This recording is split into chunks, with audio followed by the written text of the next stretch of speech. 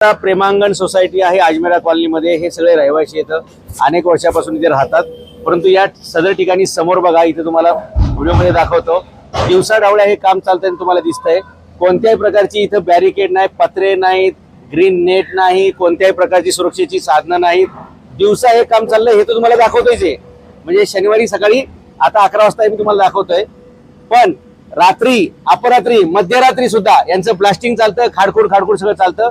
आणि इथे कोणतेही बॅरिकेड नसल्यामुळे एखाद्याची गाडी डायरेक्ट खाली पडली, काही लहान मुलं खाली पडली तर जीविताचा खूप मोठा धोका आहे। या संदर्भात इथल्या नागरिकांनी पोलिसांना, महानगरपालिकेला शेकडो वेळा तक्रारी दिल्यात, पण महापालिका आणि पोलीस सगळे झोपलेले आहेत। सांगा मला हे पत्र दाखवा आणि किती वेळा तुम्ही तक्रार केली, काय तुम्हाला रिस्पॉन्स? जवळजवळ 4-5 कंप्लेंट केल्या सारथीवरती, पण सारथीने आमच्या रिक्वेस्ट डायरेक्ट क्लोज करून टाकल्या, आम्हाला काही रिस्पॉन्स न देता, सॉल्व्ह न करता क्लोज करून टाकले। त्यामुळे आम्ही आता हातबल आहोत, आमच्याकडे काहीच पर्याय राहिला नाहीये। पोलिसांना किती वेळा कॉल केला? पोलिसांना आम्ही 38 वेळा कॉल केला, पोलिसांनी आम्हाला सहकार्य केलं, ब्लास्टिंग बंद केलं, पण हे ब्लास्टिंग जे होत होतं ते सुद्धा म्हणजे याच्याकडे परमिशन नव्हती। अच्छा, विना परवाना ब्लास्टिंग चालू होती, बंद करवली, पोलिसांनी सहकार्य केलं, पण पालिकेचं आता काही सहकार्य मिळत नाही, याच्यासाठी सुरक्षा उपाययोजनासाठी काही आम्हाला मिळत नाही। ताबडतोब आपण पर्यावरणाचे अधिकारी इथं बोलवणार आहे, आरोग्याचे अधिकारी बोलवणार आहे, इथं पत्रे लावले जातील, मॅट लावली जाईल आणि असे बदमाशी करणाऱ्यांना आपण लोकांच्या जीविताला धोका निर्माण करणार आहे, यांना चांगला दंड लावून यांचं काम थांबवून टाकणार आहे। आणि काम थांबवायचं का? हो, थांबवायचं ना, बरोबर ना? कारण ज्यांना इतरांच्या जीवाची काळजी नाही, इतरांचा अपघात होईल, धोका होईल।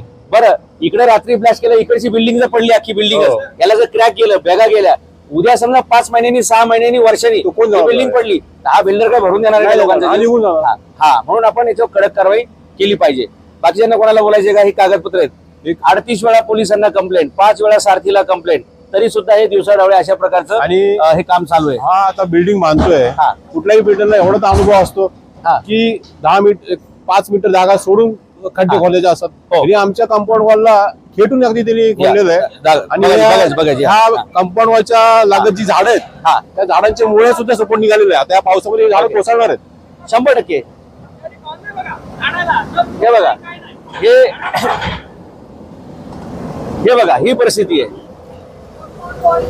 कंपाऊंड वॉल यांचे तोडलेले, तिकडे झाडं, उद्या ही पडणारी झाडांना नेट बांधलेली आहे आणि अशा प्रकारे काम चालू आहे। हे बघा, हा झाड बघा, हे बघा, आता हे झाड आहे, हे झाड पावसाळ्यामध्ये कोसळेल का नाही कोसळेल, आणि ही झाडं आता वाळणारच आहेत। सगळं कंपाऊंड वॉल तोडून हे सगळं काम चालू आहे। हे बघा, काही सुरक्षा नाहीये, कडावर कडा ते।